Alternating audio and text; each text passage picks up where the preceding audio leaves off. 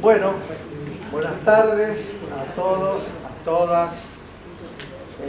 Yo soy Oscar González, soy el director del Museo Penitenciario Argentino. Les cuento muy brevemente dónde estamos, física y históricamente, pero muy breve, porque veo que tenemos una nutrida mesa que va a decir cosas muy interesantes y no yo que digo algunas cosas de rutina. Ustedes saben que este lugar fue históricamente muchas cosas, uno de los primeros asientos de la orden jesuítica hasta su conocida expulsión en 1767, y a través del tiempo hubo en este lugar físico muchas instituciones. La última y más conocida fue el Asilo Correccional de Mujeres, que nació en 1890 y sobrevivió hasta 1974-1978, según criterios que pueden debatirse. De hecho, en este lugar había un dormitorio. Un dormitorio, donde había 20 detenidas. La historia de este lugar se corresponde también con hechos del pasado reciente. Los que figuran en el libro, que son los más interesantes, y también con otros hechos, como por ejemplo el cierre de este lugar. Este lugar estuvo cerrado durante muchísimos años, pese a que es un patrimonio interesante desde el punto de vista museográfico, y también por el hecho de que tenemos un archivo de historias criminológicas que acá el doctor y amigo conoce muy bien, que integran aproximadamente 15.000 legajos.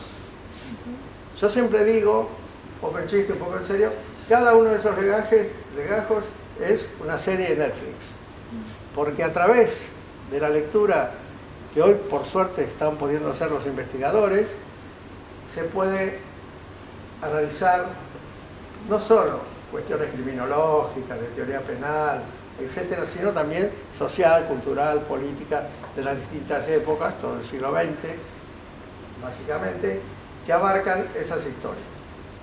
Ustedes saben que esta es una dependencia de un órgano de control social, o organismo de seguridad, y que los criterios usualmente aplicables, o dominantes, o prevalecientes en este tipo de instituciones, son una cierta protección del secreto.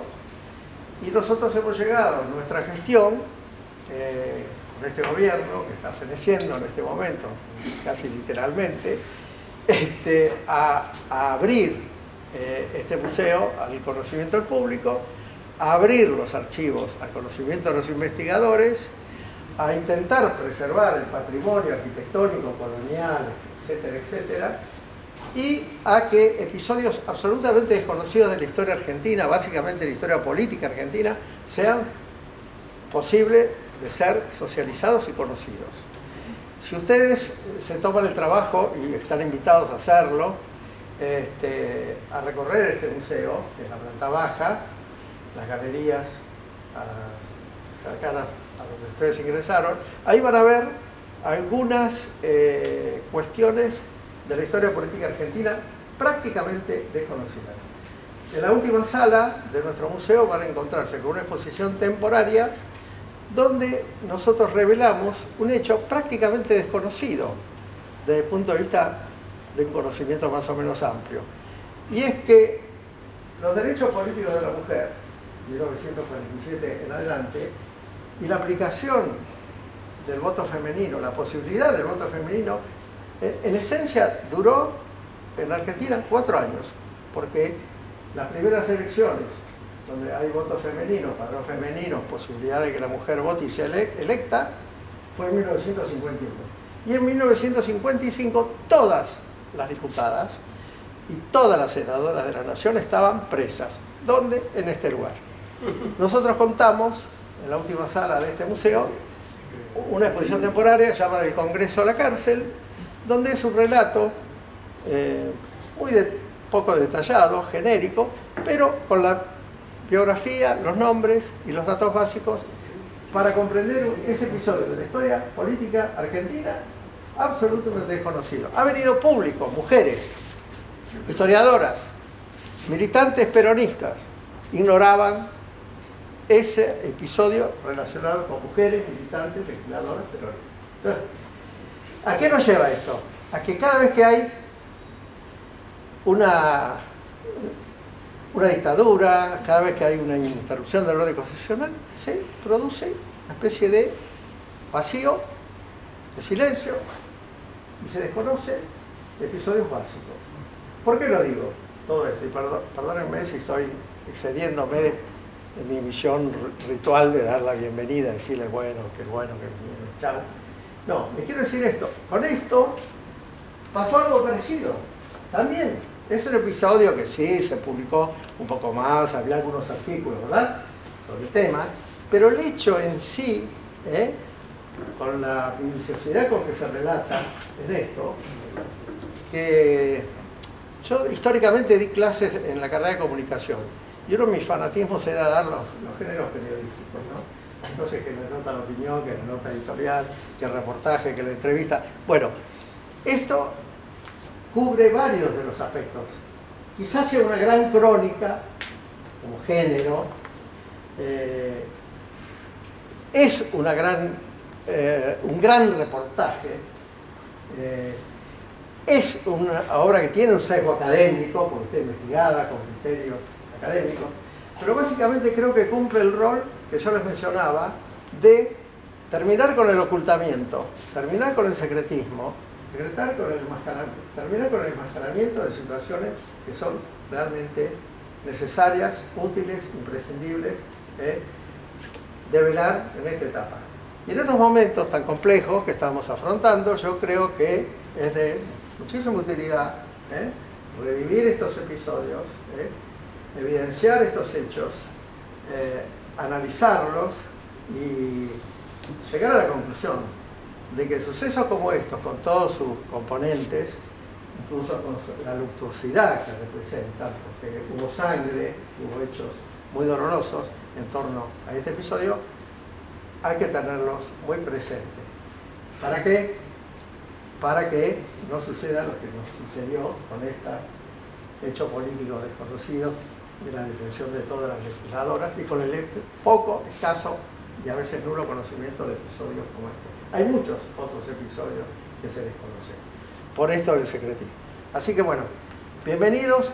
El museo nuestro está abierto al público en general todos los domingos, desde las 11 de la mañana hasta las 3 de la tarde, pero grupos espontáneos que pertenezcan o no a instituciones, grupos de amigos, grupos de compañeros, grupos de profesionales, docentes con sus alumnos, pueden llamarnos por teléfono, ahí les van a entregar un señalador para libros, no sé si ya lo hicieron y si no sobrevendrá ese episodio de entrega, se comunican y armamos una visita guiada para los que tengan interés. Así de nuevo, gracias y bienvenidos, y lo digo con esta super mesa.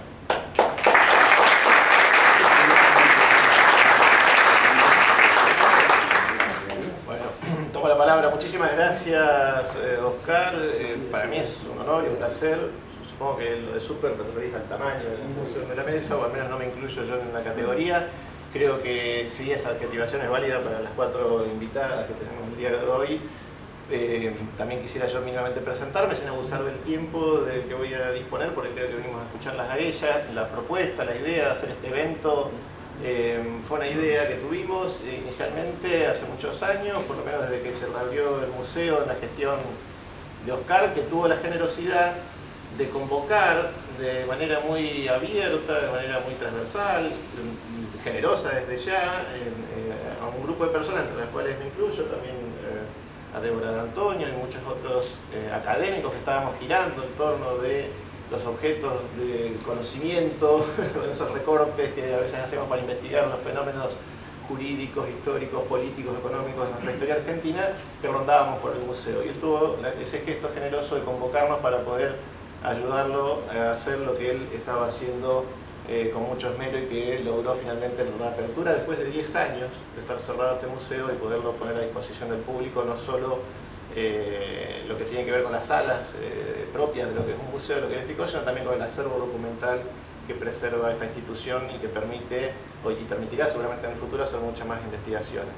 Y cuando el libro de las autoras, que ahora les voy a presentar, yo tomé conocimiento de que había sido publicado, me pareció que era el momento propicio para hacer esta actividad que no había sido posible hacerla desde entonces, pero que estaba en la idea, por lo menos en mi cabeza, desde hacía un par de años, hacer este evento. Con lo cual, Oscar me dijo, bueno, pero vos tenés que estar. Yo estoy, pero quisiera que ellas fueran las protagonistas, y voy a decir esto para poder darle las palabras a ellas.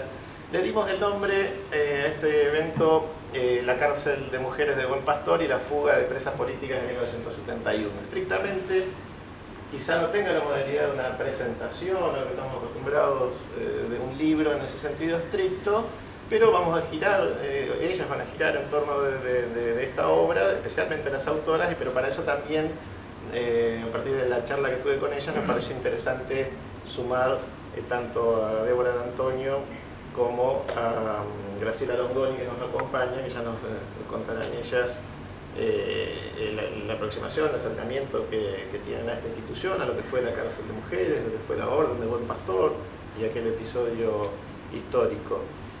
De manera tal que, como acordamos recién, yo les daría la palabra primero entonces a las autoras, dispongan ustedes el orden y el tiempo que les parezca a ustedes dos, y luego escucharíamos a las restantes panelistas. Yo les pedí, conforme a la manera que ustedes prefieran ser presentadas, con lo cual voy a leer una pequeña semblanza, 2 renglones de cada una de ustedes antes de darle la palabra, si me lo permiten. Patricia Somoza es editora literaria y docente universitaria, ha sido jurado de la preselección del Premio Clarín de novela y estudió letras en la Universidad de Buenos Aires y escritura creativa en la Universidad Nacional de 3 de Febrero. Y Fernanda Aren, la coautora de esta obra, es licenciada en letras, especialista en lectura y escritura también por la Universidad de Buenos Aires, docente e investigadora en las facultades de Ciencias Sociales y Filosofía y Letras de esta misma casa de estudios y traductora de textos filosóficos y literarios del idioma alemán al español. Les doy entonces la palabra. Creo que va a ser un diálogo más o menos descontracturado, pero creo que 15 o 20 minutos sería un tiempo más o menos razonable para ponerlo en orden. Adelante. Bueno, nosotras estamos como contentas de hacer esta reunión en este lugar porque es el sitio donde ocurrieron los hechos, la fuga del 71, no estrictamente en este sector, sino en la planta baja. No, es un lugar que está accesible, por lo que vi hoy, es como cuando ustedes entran, es por el ala que va bordeando Humberto I. Ahí en ese pasillo, entre la entrada, no esta, sino la otra, la que ahora está cerrada, entre la entrada y ese pasillo largo que sale ahí, es que ocurrieron los hechos relatados en el libro, el asalto al penal, entrando por la sala de guardia legalmente, unos abogados, en fin.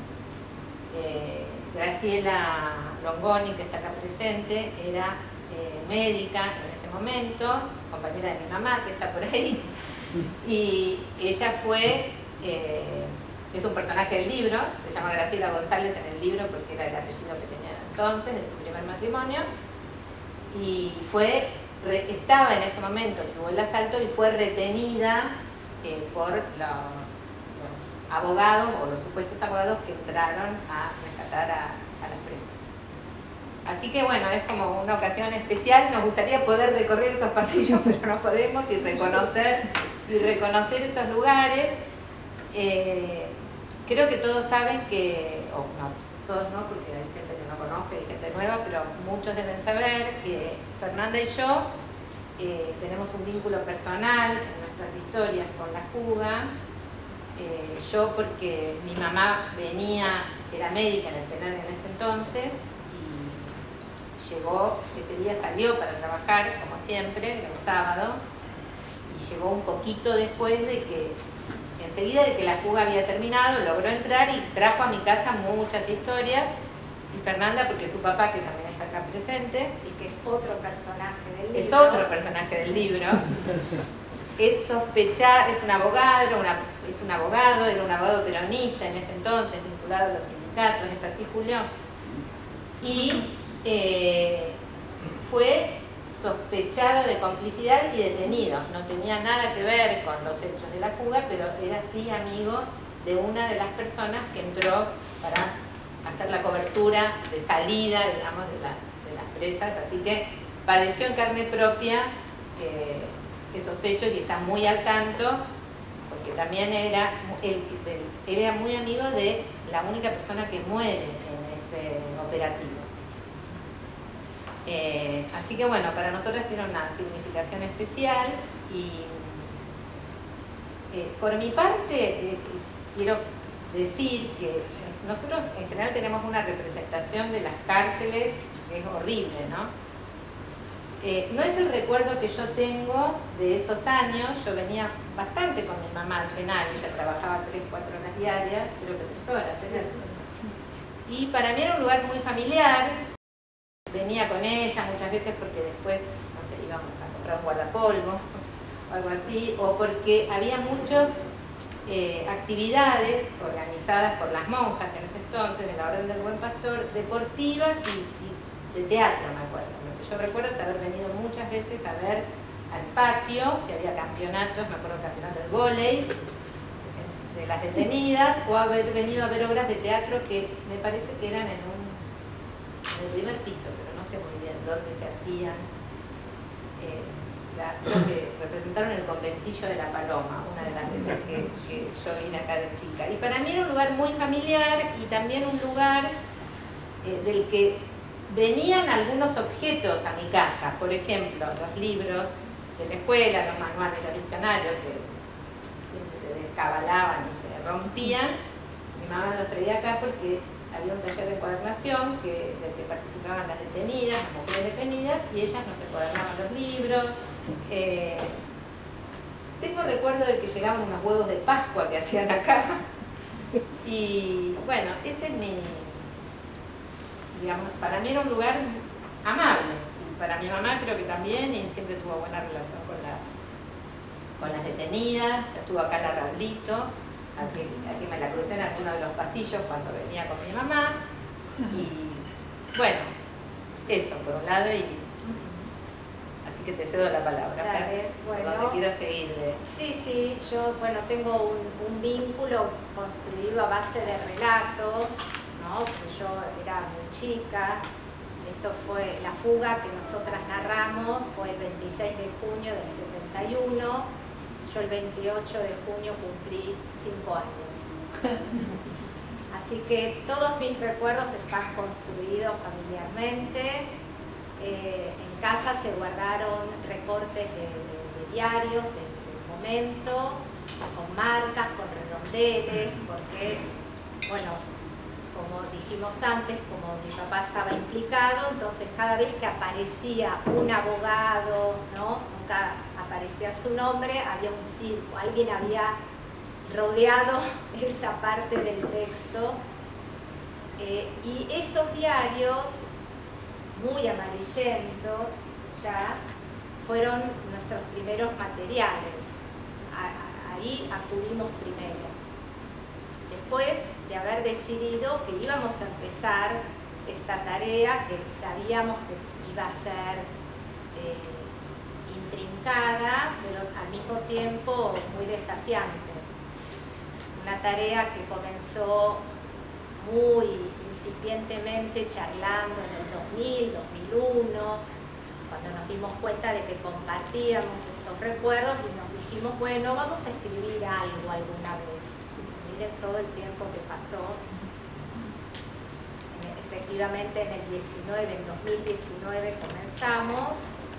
Como decía, arrancamos con nuestros periódicos, los diarios que teníamos, que guardamos mi familia, y después sí comenzamos a hacer entrevistas a nuestros 2 primeros informantes, a Nilda, a mi papá, Julio, cada uno desde su perspectiva nos fue armando un recorrido.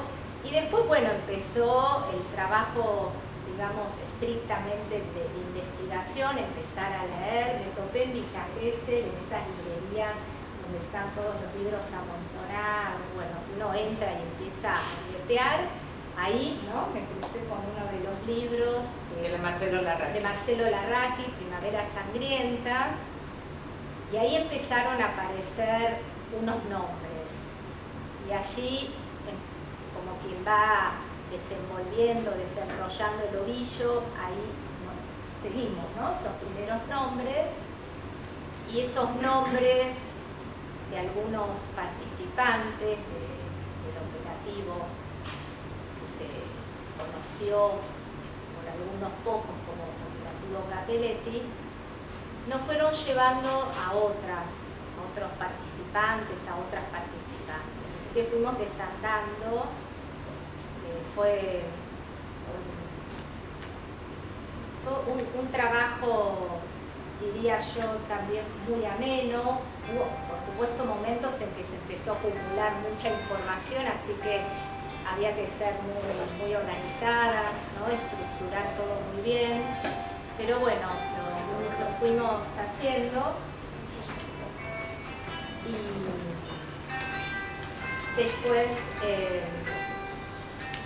de esas primeras búsquedas, seguimos investigando, llegando a otros participantes, ¿no? Hasta que... ¿A dos de las jugadas mismas? A dos de eso, sí. Me distraje un segundo, gracias. Se notó, ¿no? Me perturba un poco el celular. Sí, llegamos. No, todo bien. Llegamos a una de las jugadas, Ana María Papiol, que vive cerca de Barcelona, y ella realmente muy solícita, siempre contestó nuestras preguntas, permanentemente estábamos. Mail que va, mail que viene, y otro aporte muy relevante fue el ex marido de Amanda Peralta, que también fue sumamente generoso, locuaz, buen narrador, con mucha memoria, ¿no? Nos reconstruyó muchos momentos ante la falta de Amanda Peralta, ¿no? Que bueno, ese fue bueno, y después otros, gente que condujo los autos, gente que alojó a las personas en las casas de refugio, que construyó escondrijos o embustes, como se los conocía en la época, para las armas en las casas de algunos de los participantes, y donde aparecieron otras voces que trajeron otras perspectivas, es cuando encontramos la causa judicial. Tardamos bastante en encontrarla, orientados un poco por mi hija que anda por ahí, que trabaja en el Poder Judicial, y nos hizo como el caminito donde podemos ir, donde preguntar. Habían cambiado los nombres, las secretarías, los juzgados, hasta que por fin llegamos. Y ahí apareció una perspectiva muy distinta, nueva también, porque aparecieron las voces de los guardias, las voces de las personas a las que le habían robado los autos, para participar del operativo, la celadora. A Graciela todavía creo que no la habíamos encontrado hasta que por fin llegamos a ella. También está en la causa y después contó el relato cara a cara, ¿no?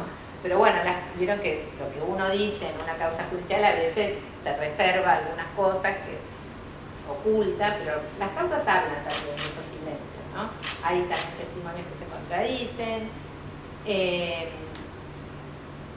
Y también la causa nos abrió un panorama respecto de los lugares donde habían ocurrido los hechos, el detalle de cómo eran las casas allanadas, qué elementos había en las casas allanadas, las ropas que vestía la persona que murió, cómo había salido ese día de la casa, ¿no? Las armas que se habían encontrado, fotos, ¿no? O sea que gran parte del relato está construido gracias a la valiosísima información que hay en una causa judicial, que es una herramienta, más allá del valor jurídico, es una herramienta narrativa, ¿no? Hay todo un mundo, hay historias que aparecen en una causa, que son gérmenes de historias que pueden proliferar infinitamente, ¿no? Eso,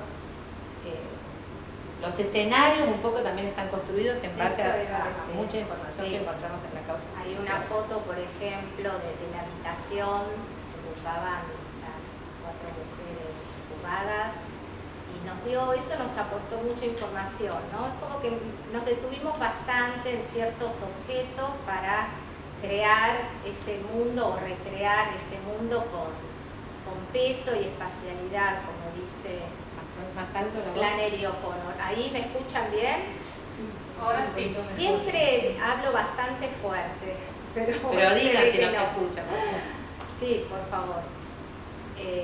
De manera que para nosotras, decía, encontrar la causa, encontrar fotos, nos permitió reconstruir espacios y de alguna manera hacer germinar el relato, porque en torno a esos objetos una puede imaginar, por ejemplo, bueno, cómo comían, qué estarían hablando mientras que estaban en esa habitación donde se veían unas cuchetas, unas alacenas, con galletitas, ¿no? Con las cosas que les iban trayendo salamines.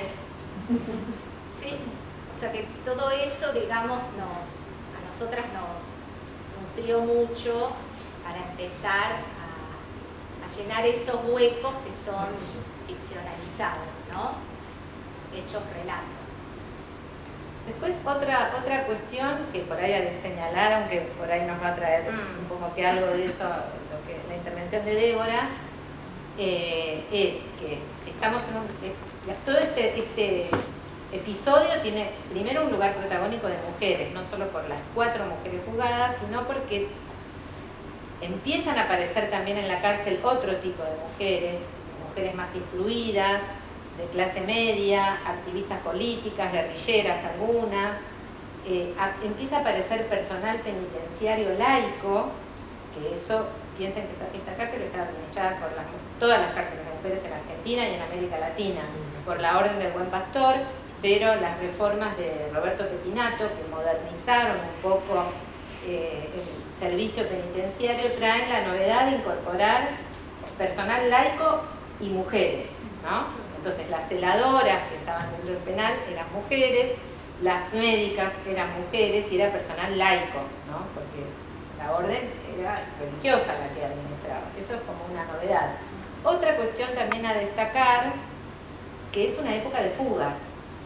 Esta fuga es una de las tantas que ocurren de presos políticos o de presas políticas, que ocurren en estos años. En el marco de un mes y medio ocurre, 15 días antes de esta fuga, una fuga del penal del Buen Pastor en Córdoba, que se fugan 4 mujeres, organizada por el Ejército Revolucionario del Pueblo.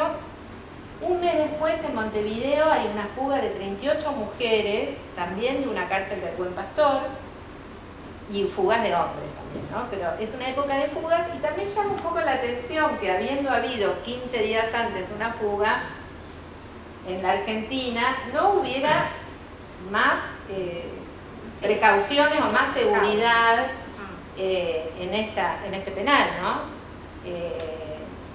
Porque la gente que entró a rescatar a las detenidas entró muy fácilmente, con armas, con granadas, ¿no? Era una época, si se quiere, comillas, como un poco más ingenua respecto de lo que fue ocurriendo con el correr del tiempo. Bueno, creo que, no sé si vamos a comer mucho tiempo, si no, y mejor que hablen. Después respondemos preguntas, pero por ahí está bueno que hablen. Interesante encontrarnos cómo llegaron a ella. Bueno, encontramos a una de las monjas. ¿Querés contar vos, Fer? Sí, que era jovencita en ese momento. Ella estaba en el sector de presas comunes con las chicas. ¿Me escuchan ahí? Con las chicas, con las señoras, como las llamaba ella también. Ella era muy joven en ese momento, pero el día de la fuga escuchó los estampidos, o sea, fue participante colateral, ¿no? pero ella también nos brindó mucha información. Por ejemplo, un dato interesante es que a unas cuadras de acá, unas 10 cuadras, había una guardería para chicos, hijos de presas que no tenían familia, y entonces estos niños permanecían allí durante la semana y en el fin de semana los iban a buscar y los traían para que estuvieran con sus madres, ¿no? Chicos mayores de 2 años, porque años, los exacto. que tenían Sí. hasta 2 años podían estar con sus mamás acá, Sí, Patio Especial. sí. en el sector, ¿cómo se llamaba? Patio Santana. Patio Santana. Ah, exacto. Bueno, esa, gracias a Eduardo que está acá, también fue que llegamos un poco a las monjas del Buen Pastor, que nos fue guiando un poco Sí. a gente que por ahí podía estar vinculada, ¿no? Ujú. Pero eso fue un aporte muy rico, porque ella también recuerda mucho ese día también, porque le gritaron algo por la calle, ¿no? Le gritaron: monjas, hijas de puta, larguen esas presas. Y ella recuerda ese grito de alguien en la calle como una especie de premonición, que seguramente es totalmente circunstancial. Y también recordaba mucho que cuando llegó encontró, fue hasta la iglesia, fue hasta, no me acuerdo, fue a una misa que era acá Sí. a la vuelta, La capilla. A la capilla, sí. muy temprano a la mañana, y que cuando volvió encontró un cable de teléfono cortado. Entonces esos datos fueron como dos joyitas que ella guardó en su memoria hasta ahora, que después pensó, bueno, esto tuvo que ver con Claro. lo que sobrevendría unas horas después. Sí, sí. Nosotras nos hicimos después de esas joyitas para Y insertar. también ella nos dio mucha información sobre Sí. cómo era la Sobre vida, la vida. cotidiana en el penal, las comidas, ¿no? Las políticas comían separadas de las comunes, comían en Sí, su habitación, ¿no? No compartían el comedor Sí. con las comunes, no había cuchillos filosos, por ejemplo, ¿no? Eran todos con punta roma, ¿no? Bueno, esos detalles de la vida cotidiana de una cárcel, Sí. ¿no? Las presas políticas tampoco salían al patio al mismo momento, ¿no? Tenían como otro circuito, por así decirlo, ¿no? Otros horarios. Pero bueno, me parece que ese aporte fue súper interesante también.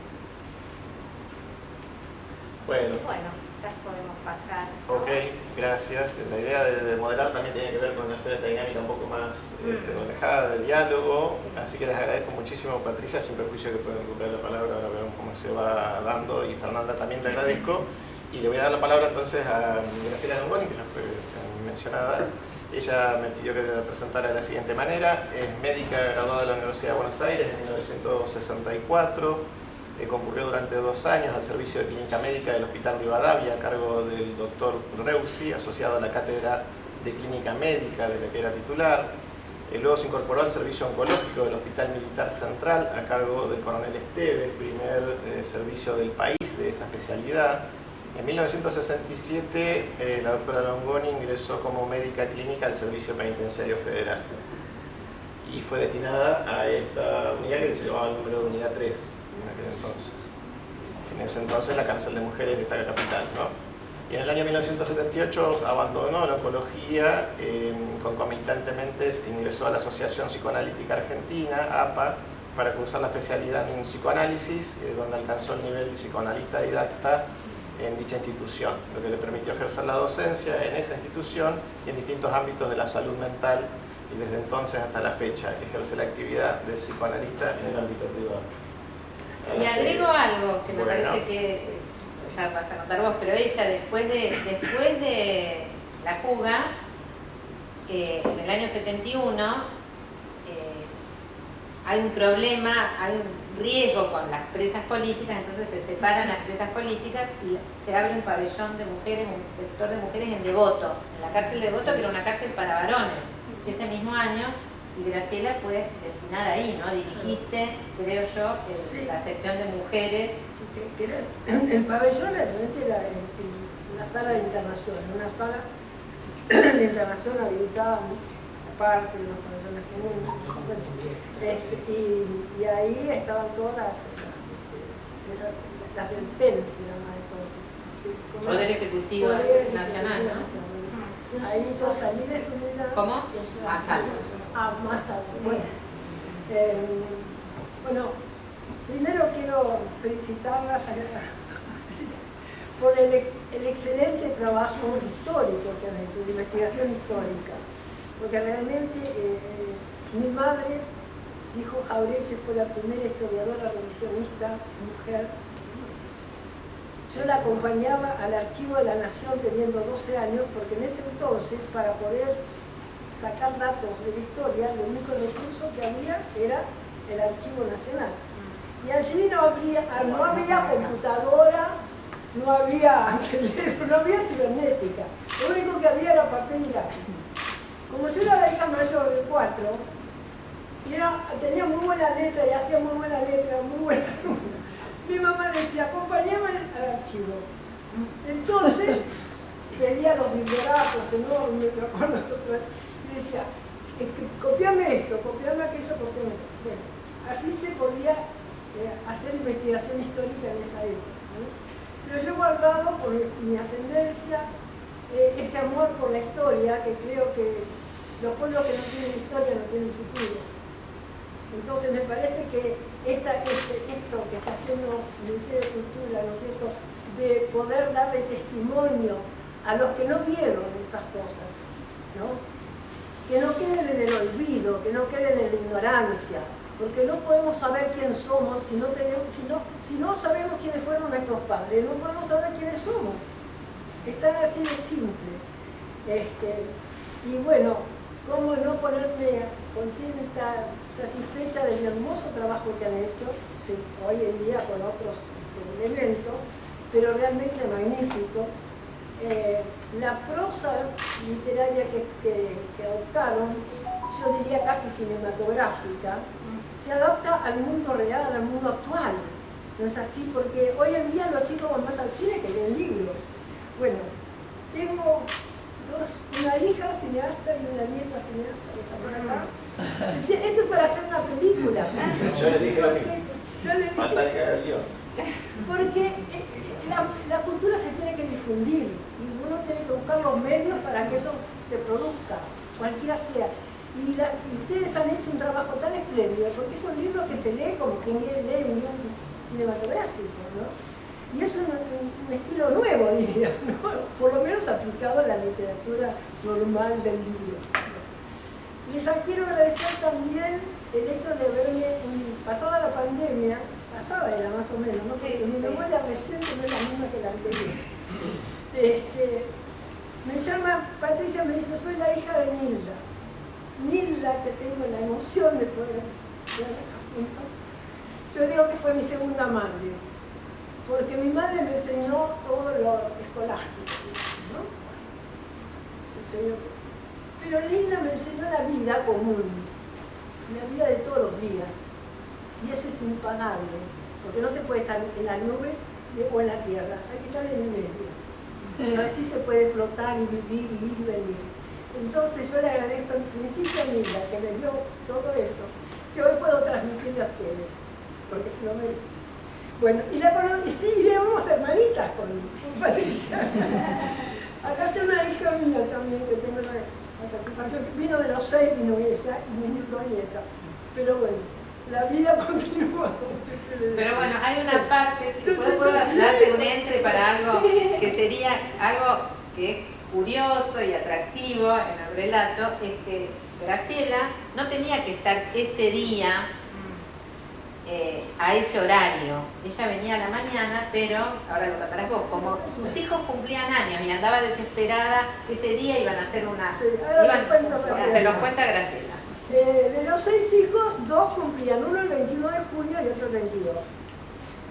Uno era una nena y otro un varón. Entonces, iban al mismo colegio, entonces yo siempre, el cumpleaños lo hacía el sábado de la semana, los dos juntos, porque era mucho trabajo. En ese entonces armé la torta, fenómena divina, y faltaba el cubretorta.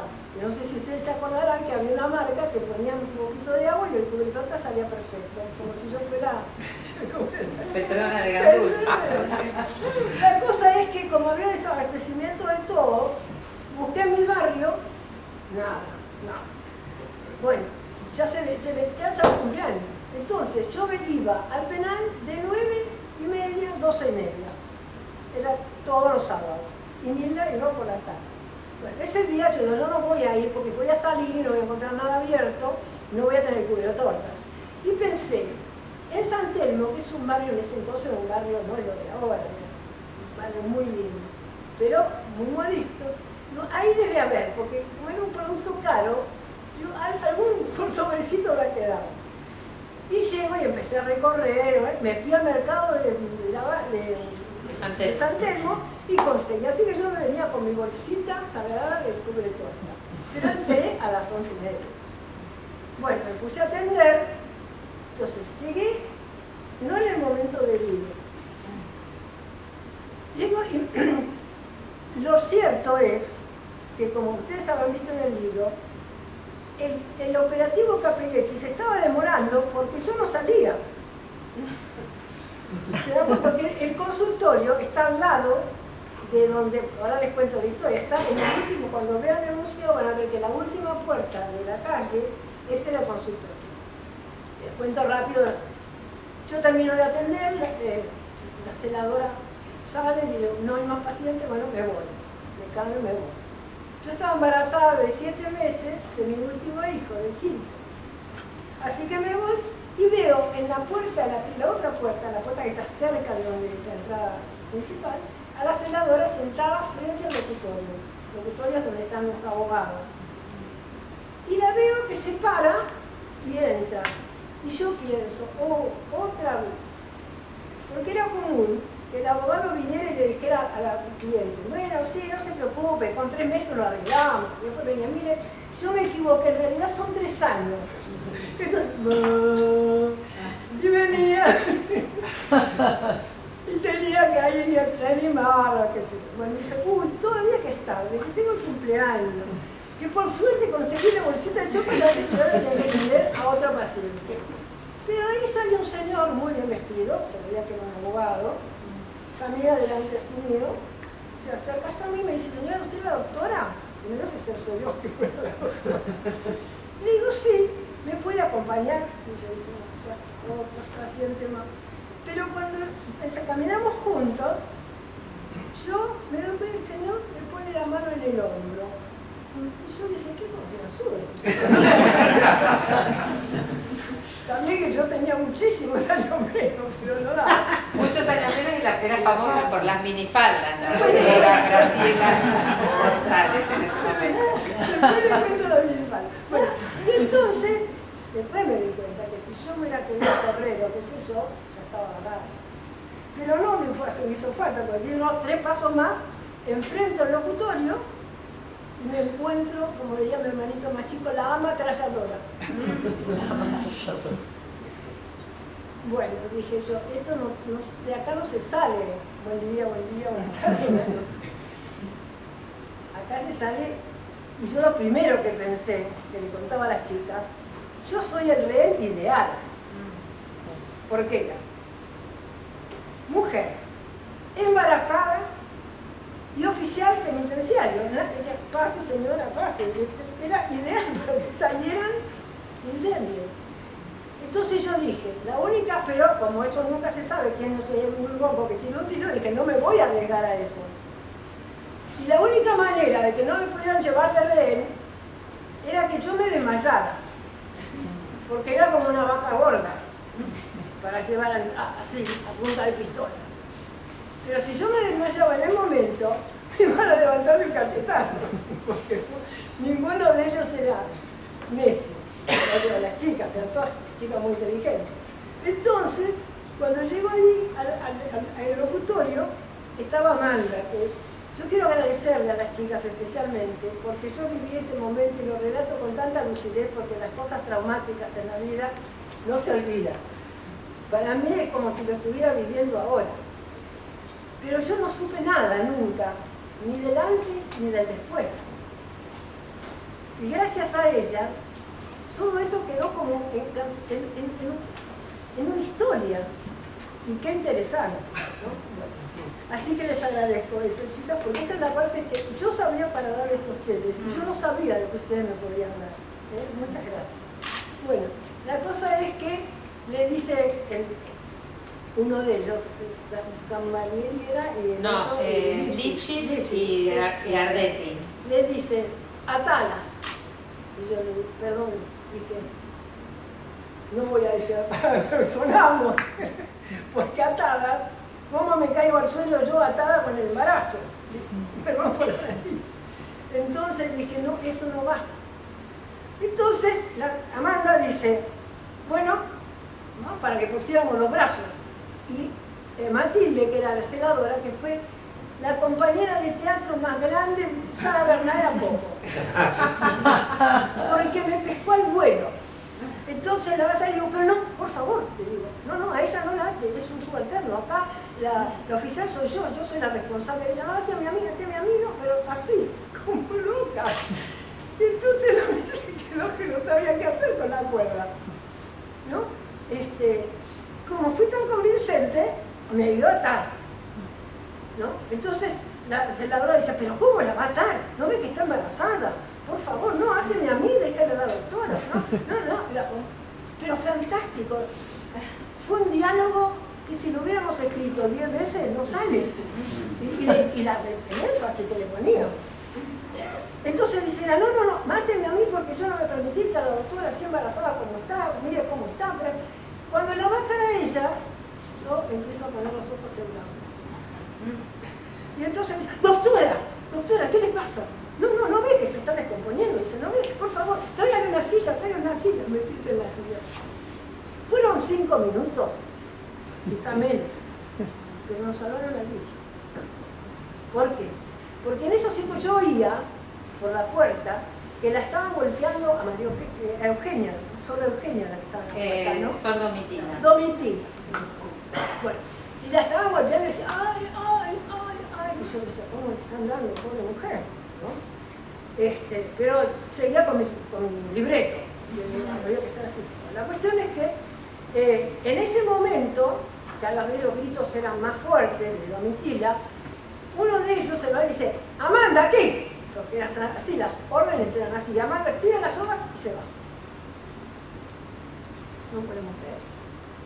Entonces se va. ¿Por qué se fue? ¿Por qué la llamaron? Aparentemente ustedes deben saber más. Pero lo que se comentó, por lo menos comentó Domitila, que ella, suponían ellos que tenía la llave en el, ¿cómo se llama? En el hábito. En realidad ella la había tirado abajo de un mueble antiguo, de esos enormes, contra la pared, así que no lo iban a encontrar, no se podía ver. Y entonces la golpearon para que le entregara las llaves, pero no se animaron a regresar. No la pudieron tocar. Entonces la llaman a Amanda, ya desesperados, para que la toque, que la vea, y ahí se dan cuenta que no la tiene. Y lo que me impresionó muchísimo fue el relato que hicieron ustedes, que eso yo no lo viví, porque estaba del otro lado de la puerta, que Amanda le decía, hermanita, denle la llave, porque la relación entre las monjas y estas internas, como decimos la palabra interna, no podemos decir detenidas, internas, era muy, muy amable.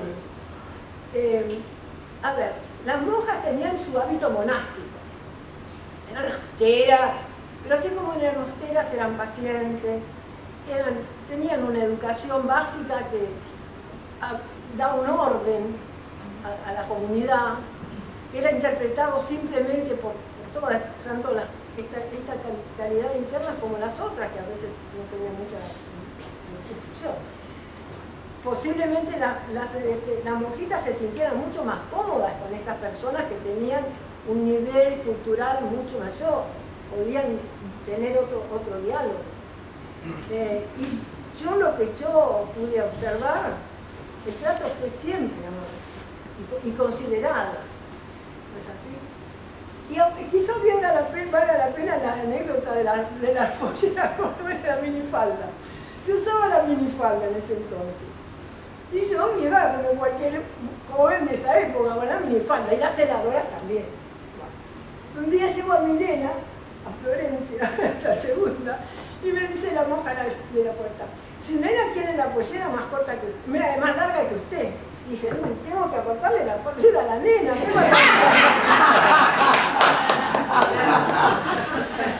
No me la veía venir. Entonces llegué al memorando. Prohibido el ingreso a la unidad con minifalda. Entonces la senadora venía y ahora, doctora.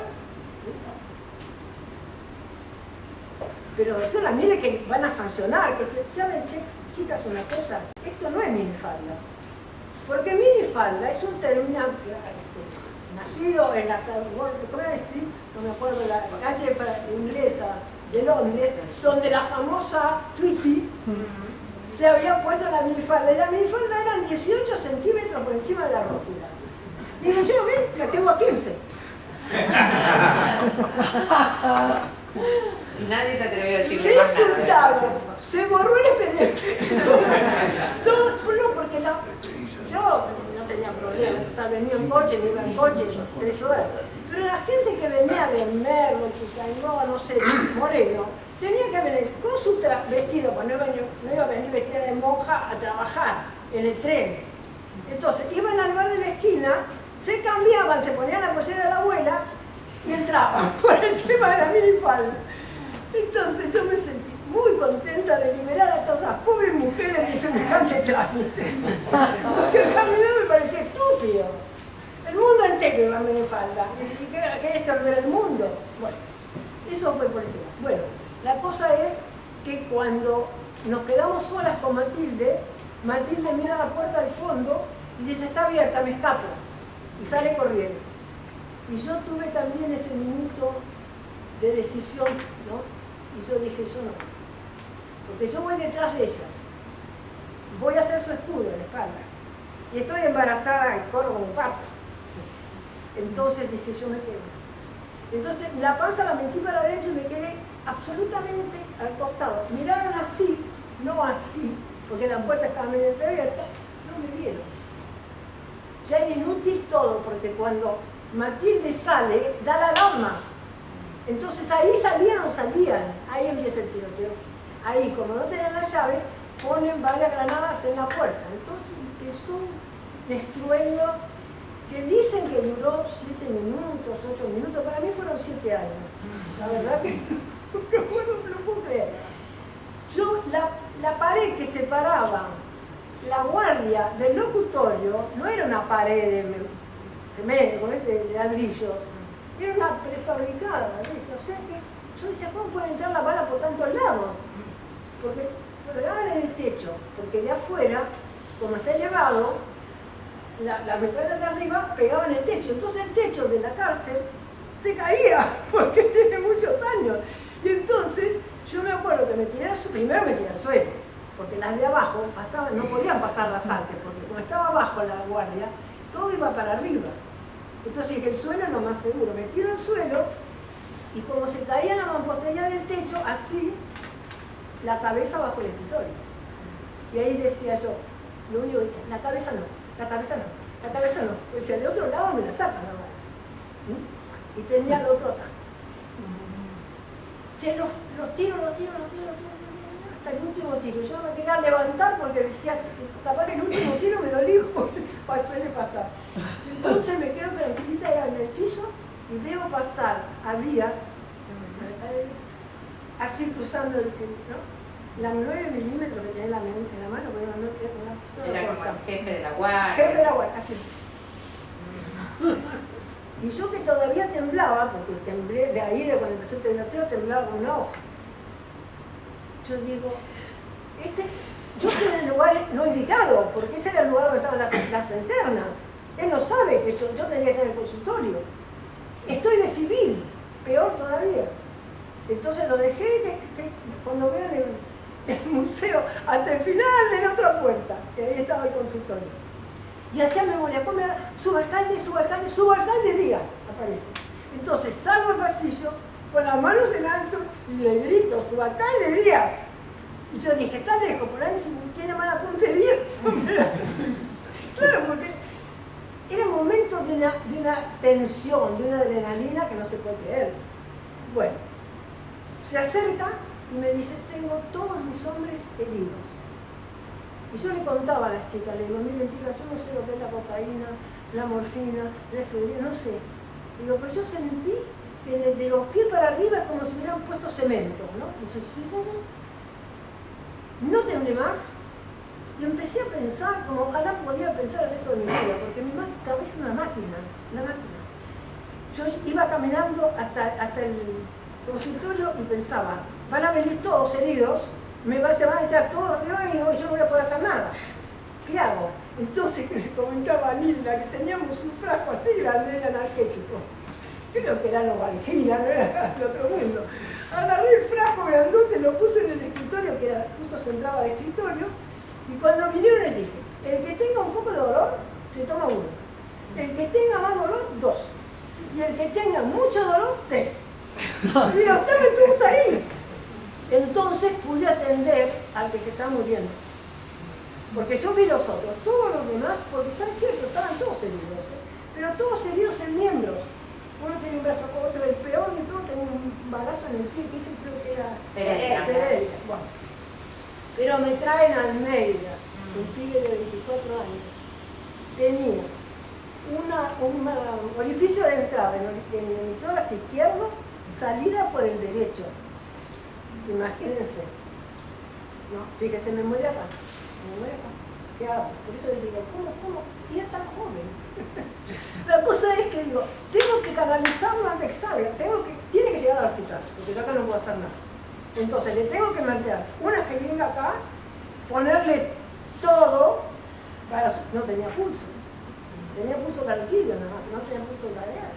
O sea que tendría 5 o 6 de presión, ahí. En 10-15 minutos se me moría.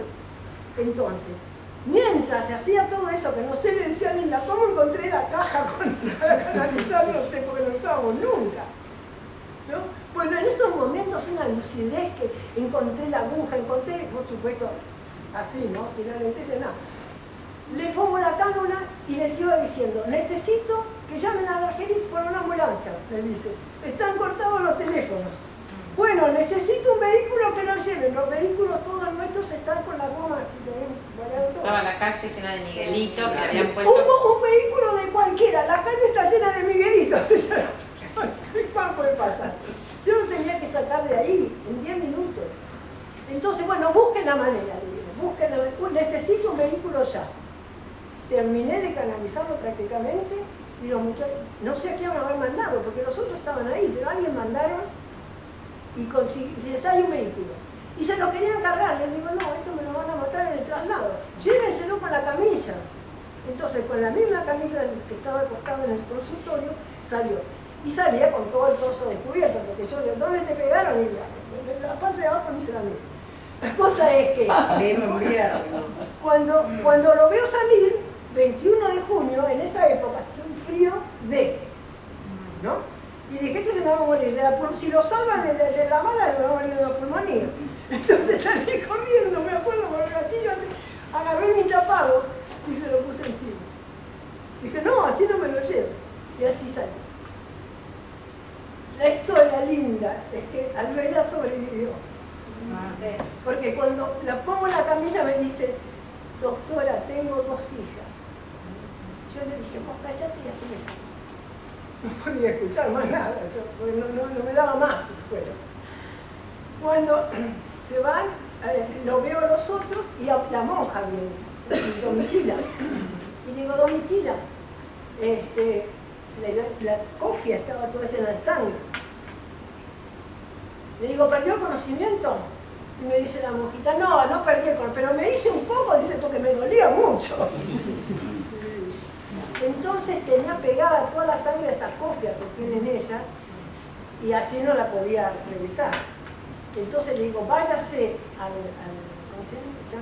recinto de las monjas, póngase agua, va a salir solita y cuando usted tenga así, venga.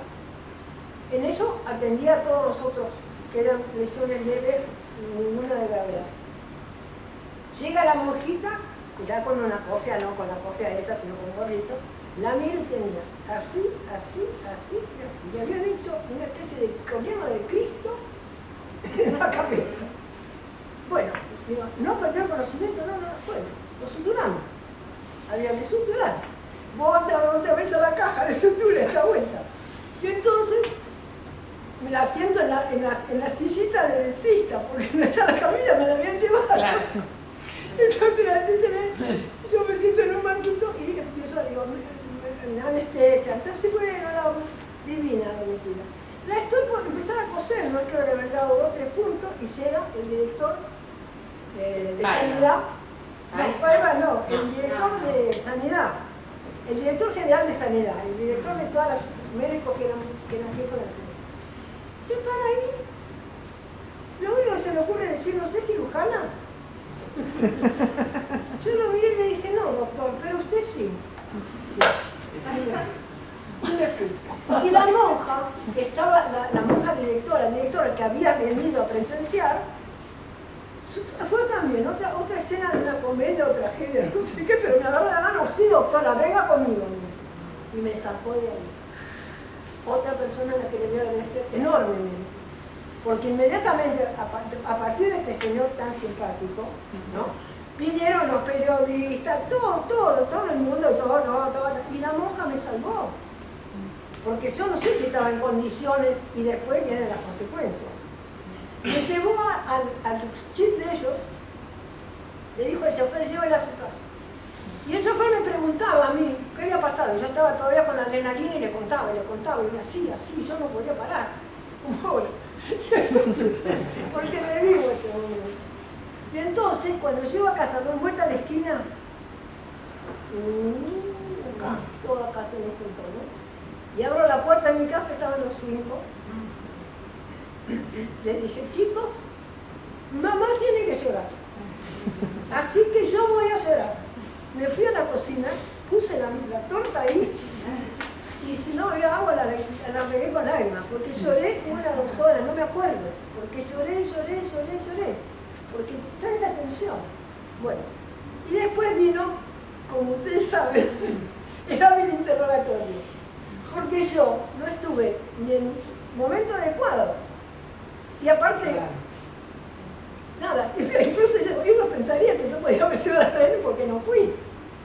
Bueno, muy hábil el interrogatorio, la verdad es que yo también era hábil, estaba cansada ya, que o sea, doctora, espera un momentito, así que usted dijo que ese día entró a la... No, señor, le dije que entró a tal hora. Bueno, o sea, estuve en la sede, estuve en una de ¿cómo se dice? Reconocimiento. Ninguna amabilidad, ninguna.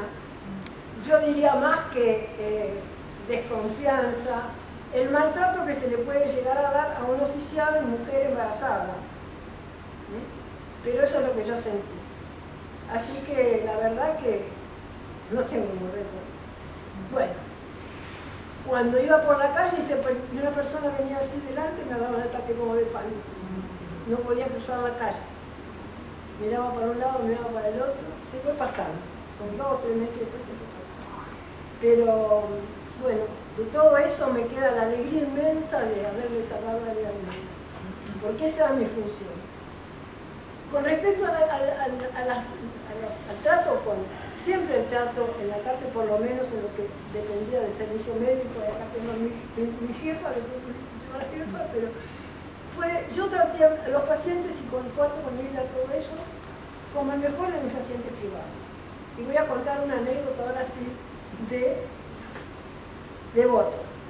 En Devoto también hubo, pasaron todas para allá y a mí me mandan, me queda Anita de ahí y a mí me mandan allá. Bueno, yo hacía oncología, currículum. Y una interna tenía una gastritis crónica y yo la medicaba y qué sé yo. Y dije, esto no me gusta. Entonces pido que se la traslade para hacer una gastroscopía. Bueno, ni que hubiera sido Satanás. Entonces yo me pongo muy firme. Yo creo que algo me conocía. Hasta que finalmente porque habían venido la Cruz Roja a investigar a Devoto. Y este fue otro de los otro, no tiene que ver con literatura. Ellos lo recibieron en el despacho con caviar y champán, ¿no? Entonces después vienen a donde estaban las detenidas, el PEN, al servicio mío. Entonces me van a decir por un oficialito que no le diera ninguna información y que no los tratara amablemente.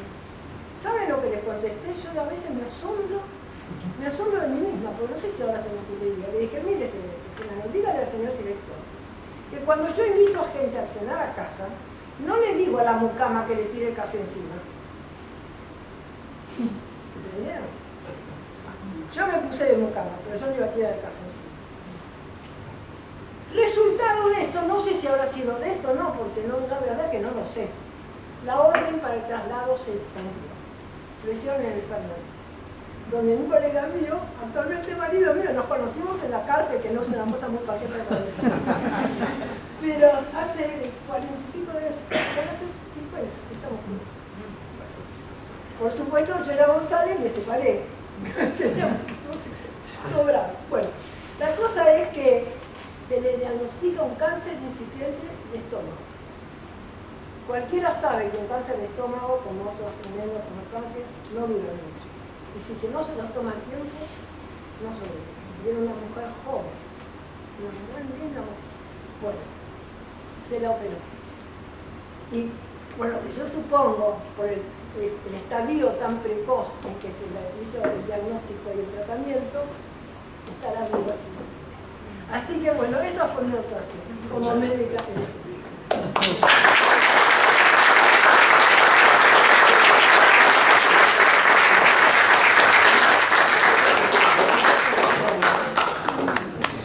Muchísimas gracias por tu relato.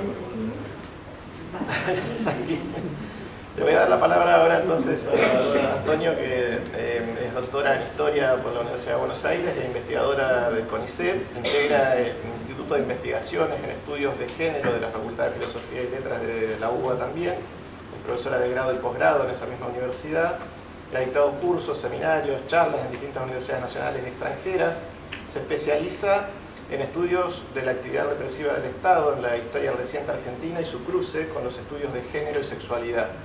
Es autora de varias obras, el libro La prisión en los años 70, Historia, Género y Política, 2016, directora de los 4 tomos, que ahora trajo uno de ellos, quiero invitar a que lo muestres, de Una nueva historia de las mujeres en Argentina, 2023, y editora de Tramas feministas al sur, 2022, Violencia, espionaje y represión estatal, 2018, Deseo y represión, 2015, entre otros, así como de diversos artículos publicados en revistas especializadas, nacionales y extranjeras. Aprovecho para agradecer, voy a ser injusto si menciono a todos, pero dentro del público hay varios estudiantes de la carrera de abogacía, que son alumnos de las materias que yo dicto, en la que trabajamos algunos aspectos de la autora y seguramente voy a integrar también algún capítulo. Y nosotras leímos varios capítulos de artículos escritos por Débora para este libro.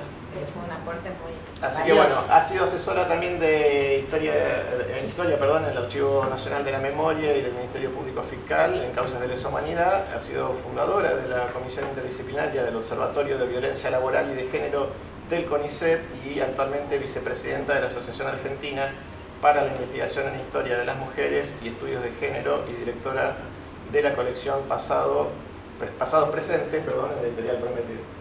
Débora, la palabra. Gracias por la invitación. Sí, estoy pensando. Siempre, bueno, es lindo escuchar estos relatos así tan vívidos. No te escuchamos, que siempre es lindo escuchar estos relatos así tan vívidos como que escuchábamos de la doctora, de Graciela.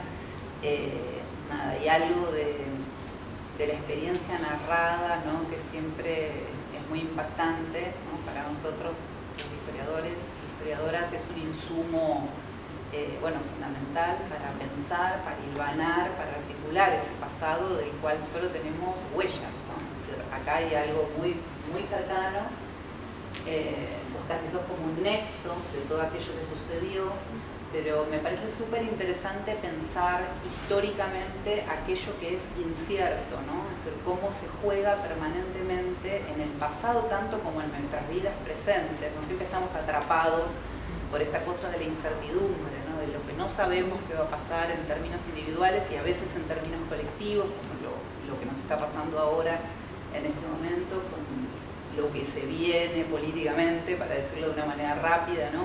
Pero también es una forma de reflexionar sobre cómo sucedieron las cosas en el pasado, ¿no? Ahí hubo detalles, cuestiones, cositas, que de haber estado tal vez Graciela en otro lado, mirando para otro lado, que no le hubiese pasado lo de la torta, bueno, hubiesen sido, las coordenadas históricas hubiesen sido completamente otras.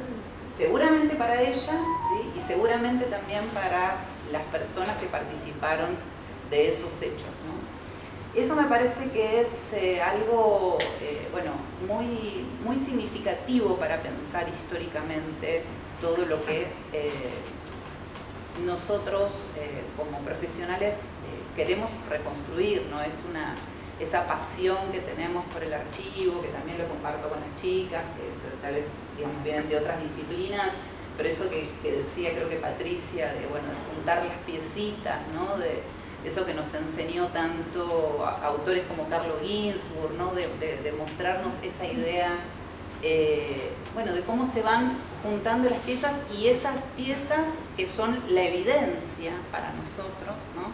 Nos permiten reponer una versión de ese pasado, ¿no? Una versión que no es la única, digamos, porque acá hay varias versiones. Las chicas decían que habían leído algunas cuestiones que yo escribí sobre estos hechos y yo tenía unas preguntas en el momento en que escribí las cosas que escribí, que de golpe no son las mismas que las que tuvieron ellas. Ellas tuvieron un acercamiento de golpe más personal, por esto que contaba, no había una fundamentación muy fuerte por su familia, las ligaduras que había en ese momento.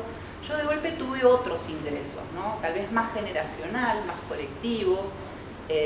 Ustedes saben que, bueno, la potencia que tuvo el Estado en los últimos 20 años, los distintos poderes del Estado, ¿no?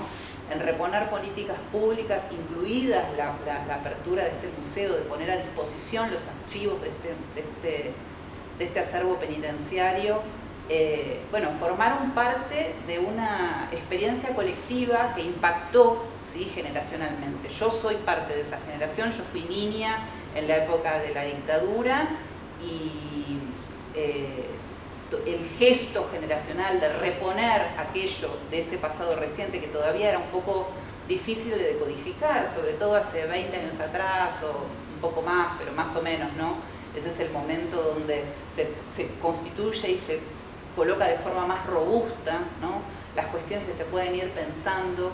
Y una de las preguntas con las que yo ingreso a este tema que se está discutiendo acá, de golpe tuvo que ver con entender el Estado, ¿no? Ver cómo funcionaba el Estado en la década del 70, con un foco muy puntual, que era la prisión política, que no había sido indagada de una manera profunda todavía, había cuestiones deshilachadas, ¿no?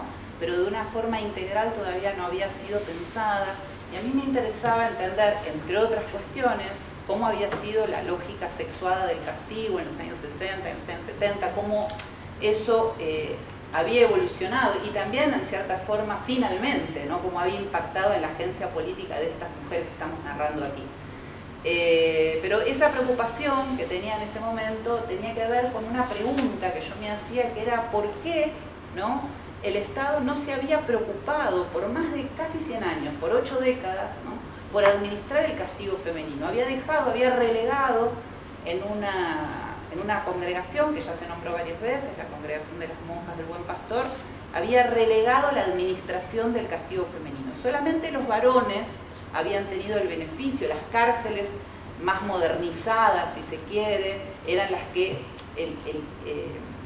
el Estado, ¿no? Laico, le había puesto el foco, ¿no? Esa fue una de las preguntas que me hice al principio, y fue lo que me permitió comprender, bueno, aspectos, ¿no? De cómo se fue modificando y cómo el género permitía entender las diversas etapas de la administración del castigo, ¿no? Es decir, cómo fue de una manera a principios del siglo XX, de otra en la coyuntura Lo estoy diciendo a grandes rasgos, ¿no? Y sobre todo en la década del 60 y 70, hasta que esto de alguna manera se desarma. Se empieza a desarmar con estos pasitos que se están contando acá, cuando algunas mujeres pasan a la cárcel de Devoto, que fue una cárcel construida para varones, ¿sí? Entonces a las mujeres se les asigna un lugarcito en la cárcel de Devoto, un pabellón. Después eso empieza a crecer porque las mujeres ingresan al conflicto político, al conflicto social de una manera muy intensa en la década del 60 y 70. No es que antes no hubiese conflicto político, había también, por supuesto, la época que fue contada por Oscar inicialmente, todas esas diputadas que frondosamente estaban en la cárcel, y en esta cárcel también forma parte de la tradición del conflicto político y la relación con las mujeres, pero en los años 70 claramente el ingreso fue mucho más masivo y bueno, las curvas del delito político suben enormemente, tanto que el Estado Nacional dice, bueno, hay que hacer algo con esto, es decir, no podemos seguir dejándoselo en manos de las monjas porque además se fugan las mujeres, además hay un problema de seguridad, ¿no? Y entonces, recién Diego contaba, bueno, que nada, yo no es que quiero, les muestro, de paso ya que lo dijo, le muestro, ¿no? Este es un tomo de esta colección bueno, que ha salido a luz este año, son 4 tomos, este es el tercero, el cuarto está por salir ahora, pero acá yo de alguna manera retomé el guante de este gran tema, porque también es cierto que es un tema cinematográfico, ¿no? Y que tiene como muchas aristas. Yo también entrevisté a personas que fueron militantes en su momento y hubo derivas, distintas derivas con eso que les decía al comienzo de la revalorización del testimonio, ¿no? Y cómo eso se convierte en evidencia. Pero mis preguntas ahora fueron otras, ya no estaban tan vinculadas a cómo el Estado había administrado el castigo, sino cómo las mujeres, ¿sí?, habían forzado la agenda de seguridad del Estado y habían puesto un poco, digamos, habían hecho un ruido tamaño, ¿no?, que las condiciones, ¿sí?, de la administración del castigo se habían puesto patas para arriba, ¿sí? Entonces digo, también ahí hay algo, como otra de las cuestiones que me interesa y que siempre de alguna manera transfiero a mis alumnos. Una es esta cuestión de la incertidumbre del pasado, porque muchas veces vamos hacia el pasado de una manera muy positiva, ¿no?, creyendo que aquello está simplemente escrito. Y lo cierto es que el pasado se reescribe permanentemente. Esta mesa es expresión de eso. Las chicas tienen un énfasis, Graciela tiene otro énfasis, yo tengo, y seguramente habrá otras nuevas historias que puedan tener nuevos pliegues y contar nuevos aspectos de aquello que creemos que solamente sucedió, ¿no?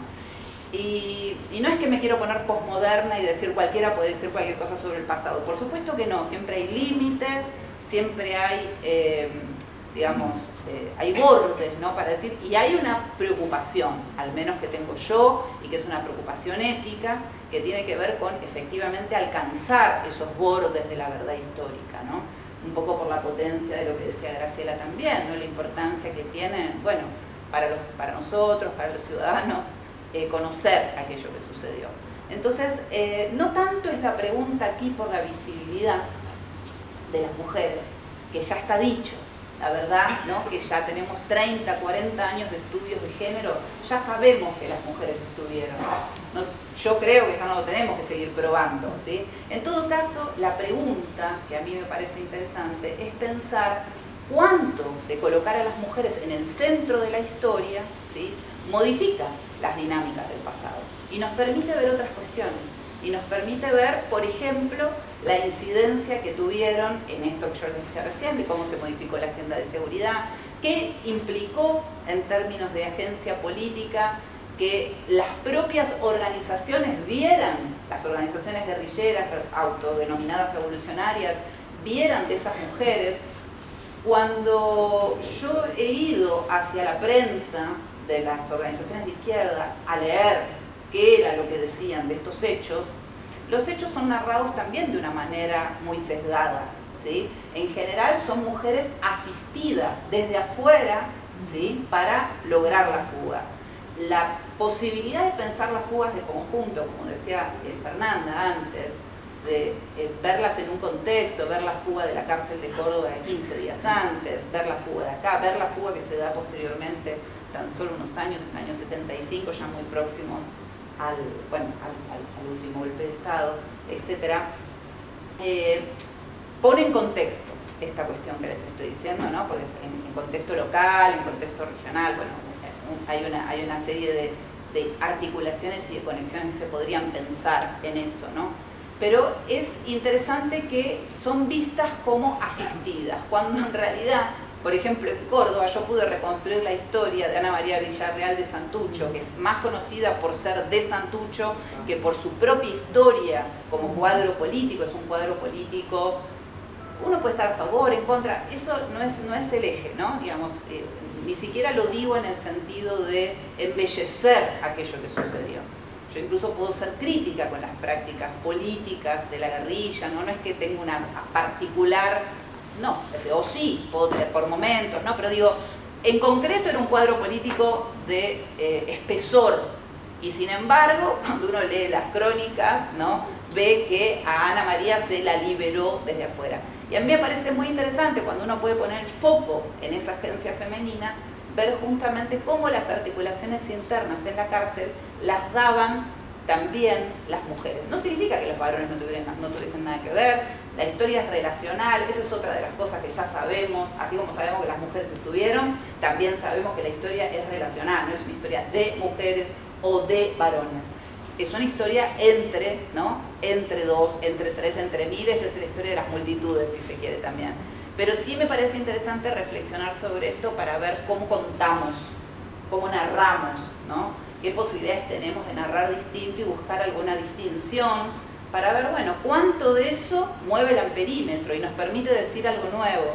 Bueno, la apuesta en esta historia, que no es sola, yo hago la dirección, pero hay un montón de artículos y los artículos son variados y traen a cuento la sensibilidad de muchas historiadoras con distintos temas y problemas de los años 50, del peronismo, de los años 60, de la modernización, de los años 70 y termina en la dictadura. Pero sí hay una preocupación central de todas las autoras, que es ver esto que les estaba diciendo antes. ¿Qué implica poner a las mujeres en el centro? ¿Cómo se modifica, si ponemos a las mujeres en el centro, la mirada que tenemos sobre el pasado histórico, ¿no? ¿Qué aporta colocarlas en el centro? No solo contar la otra mitad de la historia, sino ver cómo, por ejemplo, nos pueden informar, contar, decir, distinguir unos pliegues distintos de los que teníamos antes. Así que bueno, agradezco la mesa y nada, eso es lo que tenía para aportar. Muchas gracias.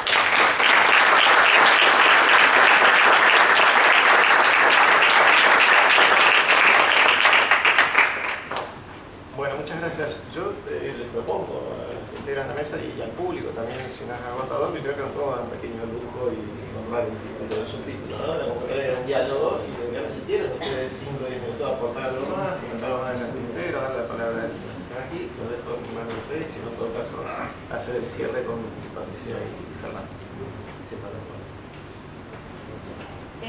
No, alguna cosa más, no sé, si quiera preguntar algo, pregúntelo, que ya, hagamos eso primero, sí. ¿Qué pasó con la torta? A ver, Carlos Cruz. ¿Qué pasó con la torta? No, si la puso.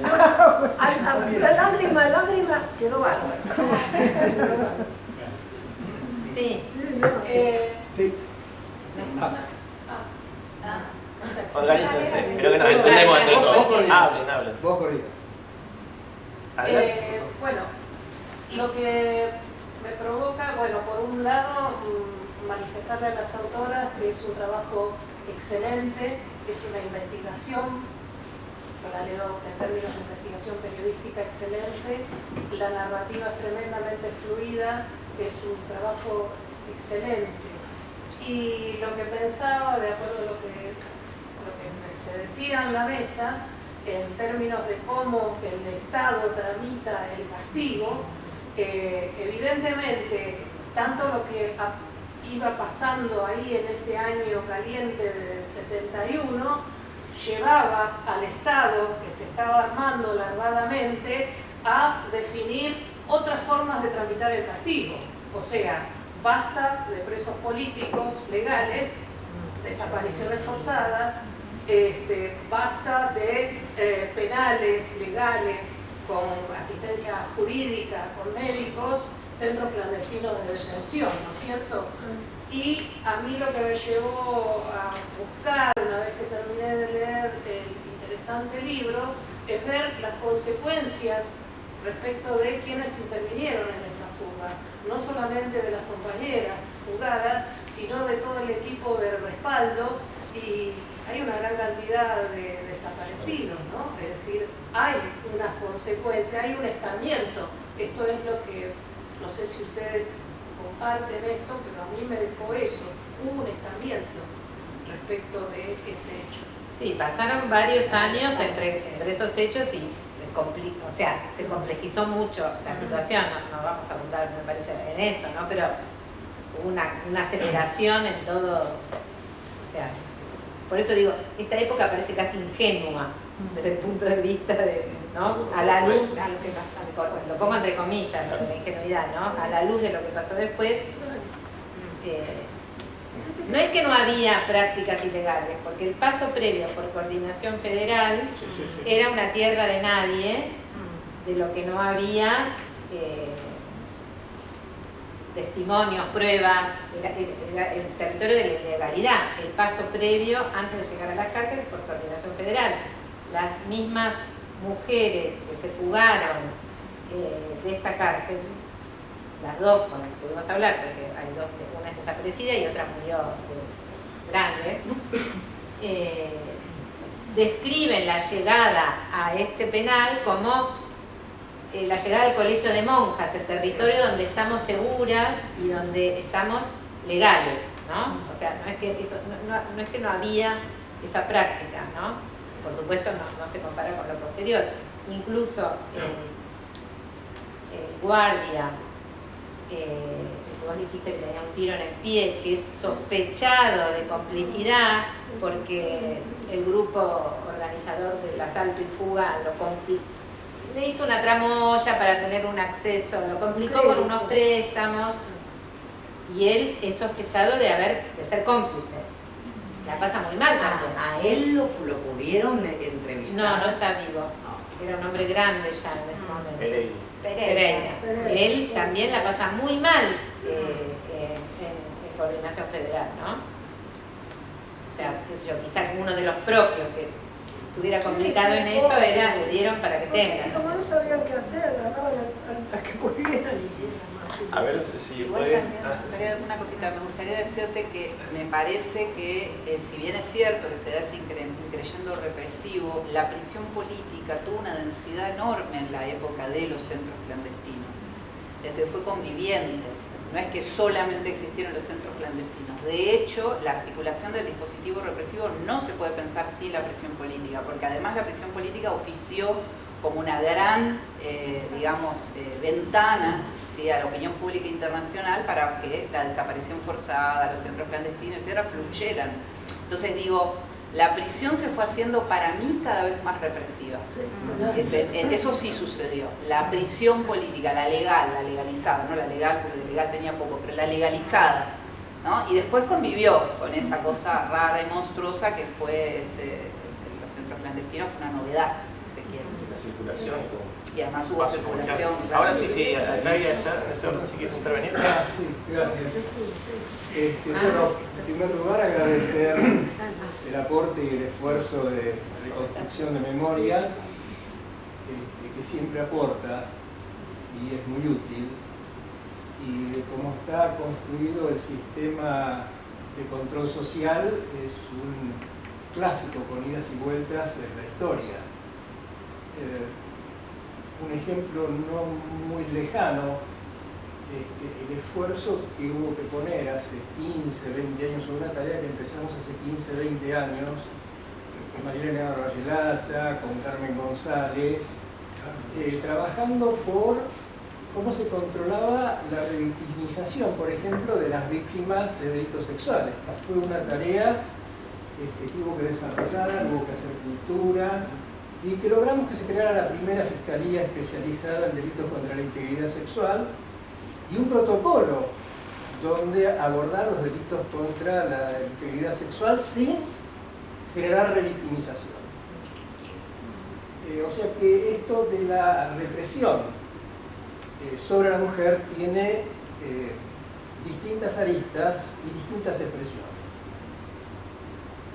Dicho esto y el agradecimiento, y que veo que hay muchos jóvenes, yo también quiero dar testimonio por ahí de otras miradas que articulan lo que acá se está diciendo.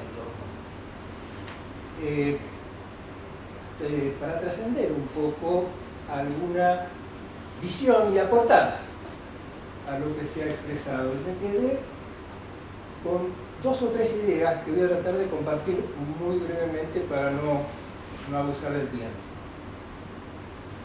En primer lugar, que estos acontecimientos ocurren en una situación, en un contexto económico-social muy determinado, donde la gente de nuestra generación veníamos de no haber podido ejercer nunca la opción democrática, de haber podido votar, donde estábamos sometidos a permanente represión política, cultural, física, y que esto generó desde la juventud una respuesta. Y hay 2 temas que quiero rescatar para el debate, pero no quiero dejar pasar. Porque a veces se habla de que era una juventud ingenua. La juventud ingenua de los 70. Yo, como testimonio personal y de vida, de esa generación, como muchos de los que estamos acá, pero por lo pronto en lo personal, quiero recordar que esto no era ninguna generación ingenua.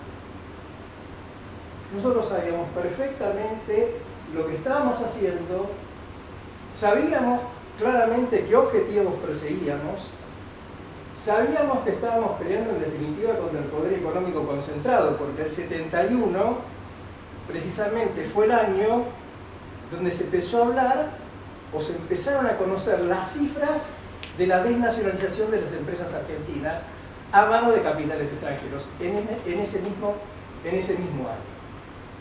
Y se sabían los riesgos que se asumían. Y se asumieron. No era una juventud ingenua ni romántica. Era una juventud que tenía conciencia del momento histórico que estaba viviendo y tenía conciencia de los riesgos que afrontaba y tenía conciencia del compromiso que estaba asumiendo, los riesgos que podía generar. Pero todo esto lo enfrentaba desde el lugar de la solidaridad con las hermanas y hermanos, con los oprimidos y las oprimidas. Y las autodenominadas, como vos decís, organizaciones revolucionarias, nos reivindicábamos como organizaciones revolucionarias. No es que nos autodenominábamos, nos reivindicábamos en la práctica, no en la teoría, no en el enunciado teórico, no en alguna versión posmoderna coartando la realidad. Y esa práctica revolucionaria no era declamativa, era una práctica de militancia permanente en el plano cultural, en el plano político, algunos compañeros en el plano, como el caso de las, serían el centro, aunque no hemos hablado mucho de esta historia, de las compañeras detenidas, ¿no? Formaban parte de organizaciones político-militares.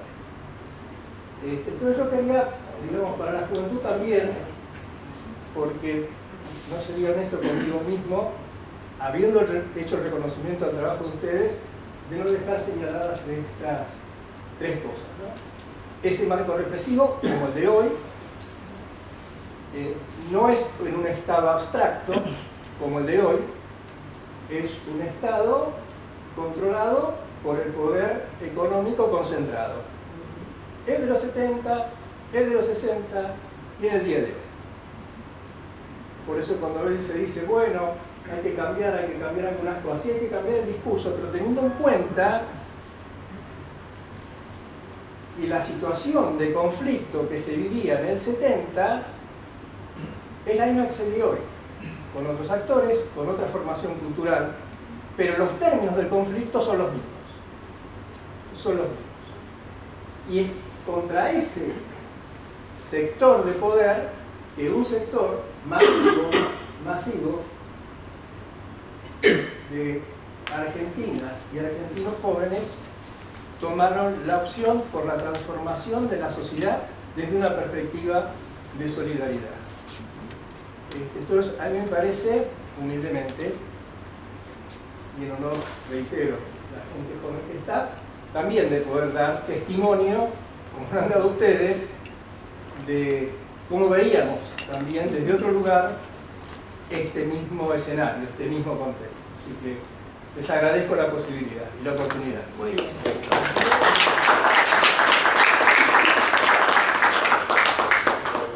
Decir, ya quería intervenir. Me llamo María y me parece muy interesante lo que planteaste y creo que cuando la compañera habla de ingenuidad habla un poco de lo que era también ese espacio de la cárcel que era donde estaban las monjas.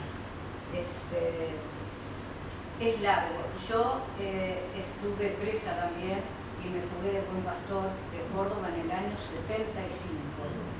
Después tuve un montón de años presa, salí igual, que es otra cosa, unos 7 años, pero bueno.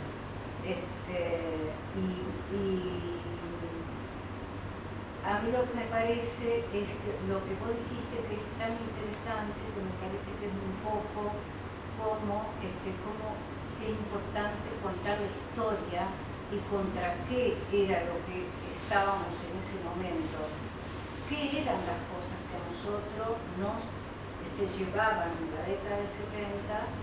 Era jovencita, digamos, supongo que vos también, pero bueno, nos llevaba a cambiar un sistema y a estar en contra. Nosotros, por ejemplo, vivimos toda la vida entre vueltas militares, es decir, o sea que no era, mi hija me preguntaba, me decía, ¿y por qué luchaba si había 6% de pobres y ahora hay 40%? Me dice, con 6%, y bueno, pero siempre me pareció que era injusto, igual. Es decir, además, teníamos militares en la calle y bueno, es largo el tema. A mí, yo no leí la historia de la chica, pero voy a llevarme el libro, lo quiero leer, lo quiero ver, y bueno, después me gustaría charlar con ella. Yo estoy escribiendo sobre esa fuga del 75, que fue también del Buen Pastor, porque yo después estuve en Devoto y en realidad lo que fue el Buen Pastor a lo que fue Devoto después y estuve desaparecido unos días no tiene nada que ver. Era la verdad,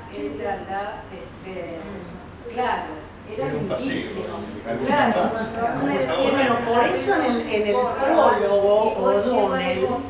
Cuando a mí me dieron la D2 en Córdoba y yo llego a Devoto, era como que llegaba, no sé, al paraíso, porque tenía un lugar donde, bueno, torturada, abusada, un montón de cosas.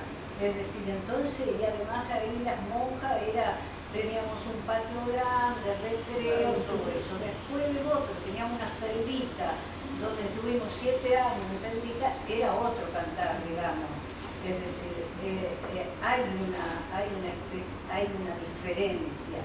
A mí me parece que tiene que ver con eso que uno, y ella dice un poco de, también había un poco de ingenuidad. Yo creo que con el tiempo se fue,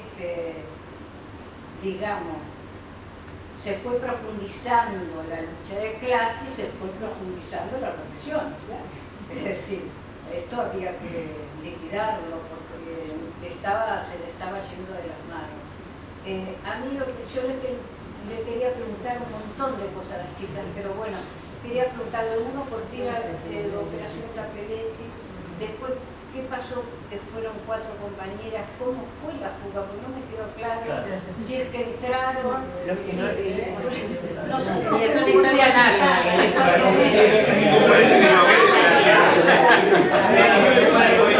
Tengo que llevarme al libro. No vamos a estudiar. Simplemente lo de por qué Capelletti lo sabemos, solo sabemos que uno de los grupos, el grupo que organizó la fuga fue FAP, Fuerzas Armadas Peronistas, y contó con la colaboración de otras 3 organizaciones armadas, FARC y Montoneros. el grupo que organizó la fuga le puso, como a muchos de los operativos que se hacían, un nombre de fantasía. Le puso Operación Capelletti. Solo los de FAP conocían ese nombre, no los otros que participaron. Pero qué sé yo, cuál fue la razón por qué Capelletti, no sé. Poco antes se había hecho la operación Yerba y Mate Cocido, que tenía que ver con secuestrar. No, una voladura. Primero un secuestro de autos, un robo de autos para volar el Jockey Club en San Isidro. Sí, sí. O sea, había nombres de fantasía y muchos gastronómicos, no sé por qué. Habría que saber la opción de inteligencia. Operación Rosaura fue la de Policlínico Bancario. Operación Pindacoy, la de Arambuy. Estamos con unos minutos más para anotados. Ya está. No, lo mío es muy cortito. Vamos terminando. Lo mío es cortito, yo soy de Córdoba, de la época del Buen Pastor, y ahora voy a contar algo que en algo que vos dijiste que me pareció muy interesante. El Buen Pastor vos entrabas y salías. ¿Por qué era esto? Primero porque era las monjas, era para la prostitución, este era el sentido que tenía ese espacio. Entonces, tanto el Río Cuarto, que también llevaron muchas de las presas políticas ahí, estar en un lugar, ellas no modificaron nada el espacio de cuando atendían a la prostituta a este sector donde estaban las presas políticas. Y esto yo lo digo porque entraba y salía y no tenía ninguna dificultad. Y hay una segunda parte que está relacionada con lo que vos dijiste, que era el trabajo grupal que ellas tenían ahí adentro. Eso es muy importante, porque adentro ellas seguían o continuaban con su trabajo de formación. Sí. Y no solamente eso, sino de ver cómo, porque, por ejemplo, yo conozco muy bien el de Córdoba, se ha hecho una película que es excelente y se las recomiendo, cómo se organizó y demás. Entonces, a mí me interesa reconocer el trabajo de ellas interno, cómo siguieron y continuaron en ese proceso. Y las monjas estaban re tranquilas, no había ningún tipo de presión, Era un poco lo que vos planteabas. Entraban, salían, se hacían lo que necesitaban y eso era todo. Entonces, claro, no era una cárcel. Nunca pensaba uno cuando entraba que entraba a una cárcel. No, y en Río Cuarto menos todavía. Pero volviendo al origen, el origen de ella fue para atender prostitutas y entonces siguieron con ese mismo esquema. Nada más que después le pusieron presa política. Así fue. Quería comentarte que vos decías del mejoramiento del sistema penitenciario. Levanta un poquito la voz. Sí, que cuando vos hablabas de cómo se agravaba la penitencia, digamos, el castigo, ¿no? Evidentemente, yo cuando de Devoto ya estaban terminando a rajatabla Ezeiza, porque Ezeiza estaba en construcción. Y cuando terminan el último ladrillo, yo paso allá. Ahora, coincidiendo contigo, yo si hubiera sido preso hubiera seguido en el Buen Pastor. Porque aquello, el Devoto era el mejor pabellón, porque no era de los pabellones comunes, de varones, era un pabellón ad hoc, viste, todo, para señorita, digamos. Pero allá en Devoto, que fueron todas, perdón, en Ezeiza, en Ezeiza era un complejo, porque estaba la escuela penitenciaria al lado, una joyita. Después en la colonia, eran cinco. Yo era jefa de complejo. Y la cárcel de mujeres, por eso le hubiera preferido estar en el Buen Pastor acá. Era como estar en la casa de la abuela, con su manía, con sus cosas, sí, en serio, tenían sus cosas, tenían que rezar, tenían que levantarse, tenían que estar limpitas. Sí, no es que hagan lo que quieran las jodas, no. Tenían un régimen, pero un régimen que era compartido por todos, no tenían elitismo, no tenían preferencias, y la anécdota de la minifalda muestra que tampoco tenían esa cosa de, tiene que ser así, a que no lo castigamos. Lo comprendemos. Me parece que eso se perdió. Por eso contestaba tu pregunta, y cómo el régimen se empeoró. Bueno, vamos a terminar, entonces vamos para votarlas de ella. Yo no sé si es una... Muy cortito porque obviamente uno siempre toma las palabras de Carlos Cruz como propias y me gustó mucho tu exposición, la compañera.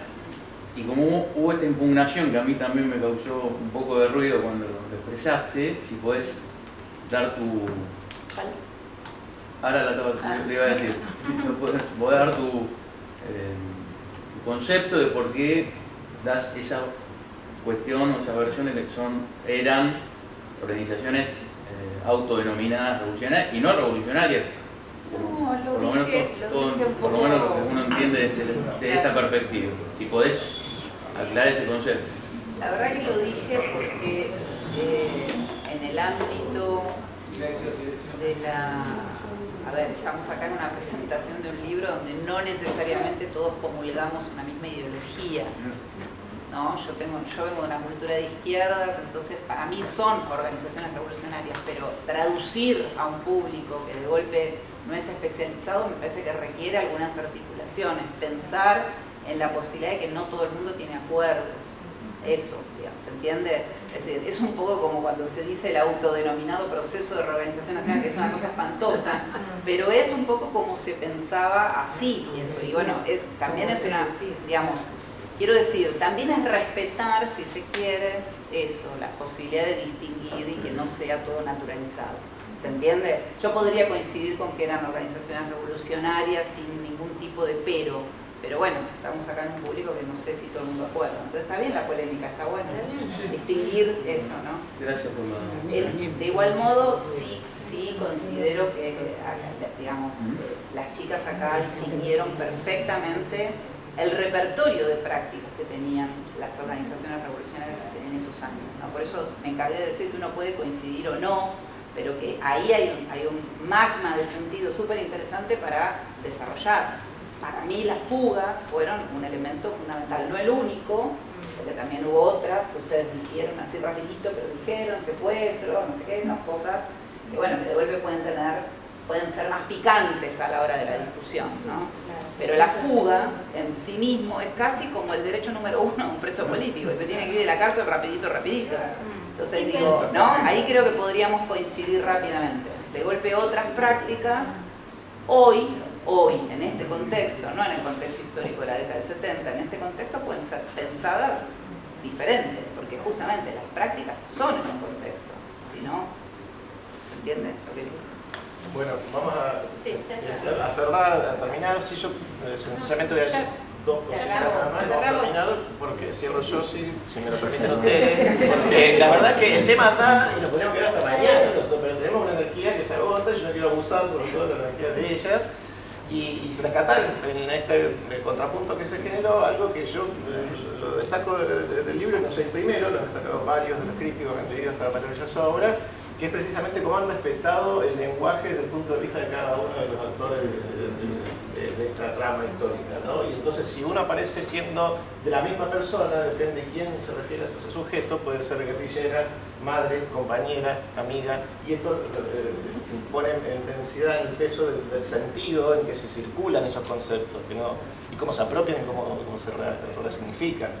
Y lo otro que quería decir también es remarcar que no necesariamente hay que hablar siempre, hoy, en tiempo pasado, cuando hablamos de la Orden del Buen Pastor, ¿sí? Porque está más o menos también un cierto estándar académico acerca de que la Orden del Buen Pastor se fue en la década del 70, y eso no es cierto, sencillamente hay que revisar las historias dinámicas del castigo de Argentina, porque el Buen Pastor funcionó hasta fines de la década del 80, por lo menos en Jujuy y en Salta, y todavía funciona una cárcel a cargo del Orden del Buen Pastor en la provincia de Corrientes.